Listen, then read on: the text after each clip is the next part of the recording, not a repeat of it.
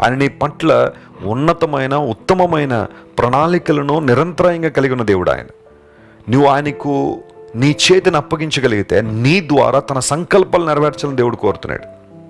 తన ఉద్దేశాలు ఈ భూమి మీద నెరవేర్చాలని దేవుడు ఆశిస్తున్నాడు. ఎంత బలంగా అంటే అత్యంత ఘనంగా నేను వాడుకోవాలని దేవుడు ఆశిస్తున్నాడు. నీ ఆశను దేవుడు ఎప్పుడు భంగము చేయడు. నేను నిరుత్సాహపరచడు. ఆయన విశ్వాసంతో ఆయన దగ్గరికి వచ్చిన ప్రతి ఒక్కరిని స్వస్థపరిచి, బలపరిచి, ధైర్యపరిచి, తన మహిమతో నింపి, ఉన్నతమైన అనుభవాలతో నింపి పంపించాడు ఆయన. వాళ్ళు వచ్చిన విధానం ఒకటిగా ఉంది, కానీ వెళ్ళిన విధానం మాత్రం వేరుగా ఉంది. యేసు ప్రభు దగ్గరికి వచ్చే విధానం ఒకటి అవ్వచ్చు, కానీ ఆయన దగ్గరికి వచ్చిన తర్వాత నీ జీవితంలో కలిగే మార్పులు, అనూహ్యమైన మార్పులు దేవుడు నీకు ఇస్తాడు. అలాంటి అనుభవాలు నువ్వు కొనసాగాలని కోరుతున్నావా? నీ ఆశ భంగం కాదు, అంతే. దేవుని మీద ఆశ పెట్టుకో, నిరీక్షణ కలిగి ఉండు. ఈ నిరీక్షణ నిన్ను